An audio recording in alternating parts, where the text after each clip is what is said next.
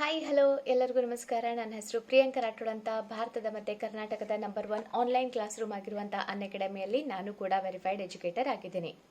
So ಇವತ್ತಿನ ಭಾಗದಲ್ಲಿ toppers tips ಅನ್ನ ಹೇಳ್ತಾ ಇದ್ದೀನಿ. ಯಾವುದಕ್ಕೆ ಸಂಬಂಧಪಟ್ಟಂತೆ, ಸೊ ಯಾವಾಗ ನಾವು ಏನು ಪುಸ್ತಕವನ್ನ ತೆಗಿತೀವಿ ಅಥವಾ ಬುಕ್ ಅನ್ನ ಓದ್ಲಿಕ್ಕೋಸ್ಕರ ಸ್ಪರ್ಧಾತ್ಮಕ ಪರೀಕ್ಷೆಗಳನ್ನ ತಯಾರಿ ಮಾಡಲಿಕ್ಕೆ ನಾವು ಓದ್ಲಿಕ್ಕೆ ಹಿಡಿದಾಗ ಸೊ ಬಹಳಷ್ಟು ಸ್ಟೂಡೆಂಟ್ಗಳಿಗೆ ಫೇಸ್ ಆಗುವಂತ ಒಂದು ಪ್ರಾಬ್ಲಮ್ ಏನಂತ ಹೇಳ್ಬೇಕಂದ್ರೆ ನಿದ್ದೆ ಬರೋದು.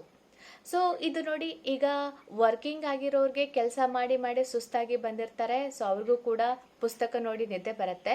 ಅದಷ್ಟೇ ಅಲ್ಲ, ಹಾಗೆ ಅಧ್ಯಯನ ಮಾಡಬೇಕು ಅನ್ನುವಂತಹ ವಿದ್ಯಾರ್ಥಿಗಳಿಗೂ ಕೂಡ ಕೆಲವೊಂದು ಬಾರಿ ಪುಸ್ತಕವನ್ನ ತೆಗೆದಿಟ್ಟಾಗ ಸ್ವಲ್ಪ ಸಮಯದ ನಂತರ ನಿದ್ದೆ ಬರುತ್ತೆ. ಹಾಗಾದ್ರೆ ಟಾಪರ್ಸ್ಗಳು ಅಂದ್ರೆ ಸಾಮಾನ್ಯ ಜನರು ಅಸಾಮಾನ್ಯರನ್ನಾಗಿ ಆಗ್ಬೇಕು ಅಂದ್ರೆ ಅವರು ಕೂಡ ಕೆಲವೊಂದು ಟಿಪ್ಸ್ ಗಳನ್ನ ಫಾಲೋ ಮಾಡಿರ್ಬೇಕಲ್ಲ. ಸೊ ಅವ್ರಿಗೂ ಕೂಡ ನಿದ್ದೆ ಬಂದಿರಬಹುದಲ್ಲ. ಹಾಗಾದ್ರೆ ಅವರು ಯಾವ್ಯಾವ ಟಿಪ್ಸ್ ಗಳನ್ನ ಫಾಲೋ ಮಾಡಿದ್ದಾರೆ ಅನ್ನೋದನ್ನ ಇವತ್ತಿನ ಭಾಗದಲ್ಲಿ ನಾನು ಶೇರ್ ಮಾಡ್ತಾ ಇದ್ದೀನಿ. ಸೊ ಇವತ್ತು ನಾನು ಶೇರ್ ಮಾಡ್ತಾ ಇರೋದು UPSC ಆಸ್ಪಿರೆಂಟ್ಸ್ ಗಳು, ಆಕಾಂಕ್ಷಿಗಳು ಯಾವ ರೀತಿಯಾದಂತಹ ಒಂದು ಟಿಪ್ಸ್ ಗಳನ್ನ ಫಾಲೋ ಮಾಡ್ತಾರೆ ಅನ್ನೋದನ್ನ ನಾನು ಶೇರ್ ಮಾಡ್ತಾ ಇದ್ದೀನಿ.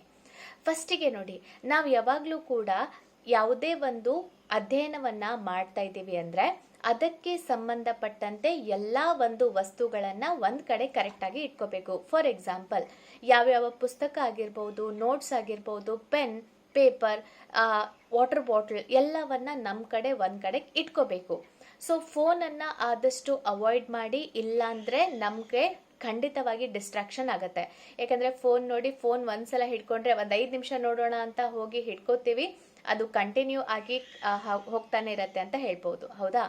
ಸೊ ಅದಕ್ಕೋಸ್ಕರ ಫೋನ್ ಅನ್ನ ಆದಷ್ಟು ಅವಾಯ್ಡ್ ಮಾಡಿ ಫಸ್ಟಿಗೆ ಎಲ್ಲ ವಸ್ತುಗಳನ್ನ ಒಂದ್ ಕಡೆ ಇಟ್ಕೊಳ್ಳಿ. ಯಾವುದೇ ಒಂದು ಪ್ರಿಪ್ರೇಷನ್ ಮಾಡೋಕ್ಕಿಂತ ಮುಂಚೆ 2 ತುಂಬಾನೇ ಸೂಕ್ತವಾದ ಸಮಯ, ಅರ್ಲಿ ಮಾರ್ನಿಂಗ್ ಅಥವಾ ನಾವು ಮಲಗುವ ಮುಂಚೆ ಓದುವಂಥದ್ದು 2 ಪ್ರಮುಖವಾದ ಒಂದು ಟೈಮಿಂಗ್ ಇದೆಯಲ್ಲ, ತುಂಬಾನೇ ಸೂಟೇಬಲ್ ಟೈಮಿಂಗ್ ಅಂತ ಹೇಳ್ಬೋದು, ಹೌದಾ? ಸೊ ಅದೇ ರೀತಿಯಾಗಿ ನಾವು ಬೆಡ್ ಮೇಲೆ ಮಲ್ಕೊಂಡು ಅಥವಾ ಹೆಂಗ್ ಬೇಕಾದಂಗೆ ಕುತ್ಕೊಂಡು ಓದೋದ್ರಿಂದ ಅದರಿಂದ ಕೂಡ ನಿದ್ದೆ ಬರುತ್ತೆ. ಅದಕ್ಕೋಸ್ಕರ ಚೇರ್ ಮೇಲೆ, ಟೇಬಲ್ ಮೇಲೆ ಸೆಟಪ್ ಮಾಡಿಕೊಂಡು ನಮ್ಮ ಎಲ್ಲ ಪುಸ್ತಕಗಳನ್ನ ತೆಗೆದುಕೊಂಡು ನಾವು ಓದ್ಕೋಬೇಕಾಗತ್ತೆ. ಇದಷ್ಟೇ ಅಲ್ಲ, ತುಂಬಾನೇ ಹೆವಿಯಾಗಿ ಊಟವನ್ನ ತಿನ್ಕೊಂಡು ನೀವು ಬುಕ್ ಅನ್ನ ನೋಡಿದ್ರು ಕೂಡ ಖಂಡಿತವಾಗಿ ನಿದ್ದೆ ಬರುತ್ತೆ.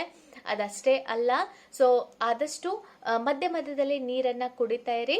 ಸೊ ಇದು ನಿಮ್ಗೆ ನಿದ್ದೆ ಬರೋದನ್ನ ಅವಾಯ್ಡ್ ಮಾಡುತ್ತೆ ಅಂತ ಹೇಳ್ಬೋದು. ಇದಷ್ಟೇ ಅಲ್ಲ, ಈಗ ನಾವು ಒಂದು ರೂಮಲ್ಲಿ, ನಮ್ಮದೇ ಆದಂತ ಒಂದು ಪ್ರಶಾಂತವಾದ ರೂಮಲ್ಲಿ ಒಂದ್ ವೇಳೆ ರೂಮ್ ಇಲ್ಲ ಅಂದ್ರೆ ಸೊ ಟೆರೆಸ್ ಮೇಲೆ ಕುತ್ಕೊಂಡು ಏನ್ ಮಾಡ್ಬೇಕು, ಸ್ವಲ್ಪ ಜೋರಾಗಿ ಓದ್ಬೇಕಾಗತ್ತೆ.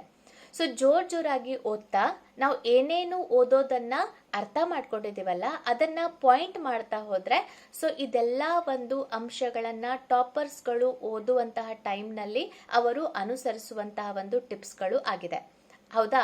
ಇನ್ನೊಂದು ಇಂಪಾರ್ಟೆಂಟ್, ಕೇವಲ ಓದ್ತಾ ಹೋದ್ರೆ ಎಲ್ಲಾನು ತಲೆಯಲ್ಲಿ ಹೋಗಲ್ಲ.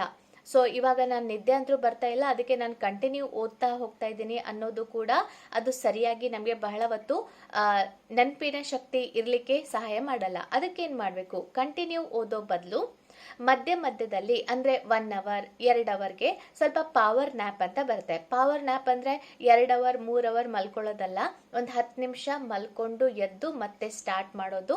ಸೊ ಇದನ್ನ ನಾವು ಪವರ್ ನ್ಯಾಪ್ ಅಂತ ಹೇಳ್ತೀವಿ. ಸೊ ಇದೆಲ್ಲ ಟಿಪ್ಸ್ ಗಳನ್ನ ನಮ್ಮ ಟಾಪರ್ಸ್ಗಳು ಬಳಕೆ ಮಾಡಿರೋದ್ರಿಂದ ನಿಮ್ಗೂ ಕೂಡ ಹೆಲ್ಪ್ ಆಗತ್ತೆ ಅಂತ ಆ ಒಂದು ದೃಷ್ಟಿಯಿಂದ ನಿದ್ದೆಯನ್ನ ಅವಾಯ್ಡ್ ಮಾಡ್ಲಿಕ್ಕೆ ಈ ಒಂದು ಟಿಪ್ಸ್ ಗಳನ್ನ ನಿಮ್ಗೆ ಹೇಳ್ತಾ ಇದ್ದೀನಿ. ಇದಷ್ಟೇ ಅಲ್ಲ, ಇದೆಲ್ಲದರೊಂದಿಗೆ ನಾವು ಜೀವನದಲ್ಲಿ ಏನಾದ್ರೂ ಸಾಧನೆ ಮಾಡಬೇಕು, ಸಾಮಾನ್ಯರಲ್ಲಿ ಅಸಾಮಾನ್ಯರನ್ನಾಗಿ ನಮ್ಮನ್ನ ನಾವು ಹೊರತರಬೇಕು. ಸೊ ಈ ಒಂದು ಸಮಾಜದಲ್ಲಿ ನಾವು ಬದುಕಬೇಕಂದ್ರೆ ಒಂದು ನಿರ್ದಿಷ್ಟವಾದ ಪೋಸ್ಟ್ ಅನ್ನ ಹೊಂದಿದಾಗ್ಲೇನೆ ನಮ್ಗೆ ಬೆಲೆ ಕೊಡ್ತಾರೆ. ತಂದೆ ತಾಯಿಗಳಿಗೆ ಸ್ಥಾನಮಾನ ಕೊಡಿಸ್ಬೇಕು ಅಂದ್ರೆ ನಾವು ಖಂಡಿತವಾಗಿ ಈ ಎಲ್ಲಾ ಒಂದು ವಿಷಯಗಳನ್ನ ತಲೆಯಲ್ಲಿ ಇಟ್ಕೊಂಡು ನಾವು ಓದ್ಲಿಕ್ಕೆ ಶುರು ಮಾಡಿದ್ರೆ ಖಂಡಿತವಾಗಿ ನಿಮಗೆ ಯಶಸ್ಸು ಸಿಗತ್ತೆ. ಓಕೆ, ಸೊ ಇದಿಷ್ಟು ಈ ಭಾಗದ ಮಾಹಿತಿ ಆಗಿತ್ತು. ಎಲ್ಲರಿಗೂ ತುಂಬಾನೇ ಧನ್ಯವಾದಗಳು. Thank you.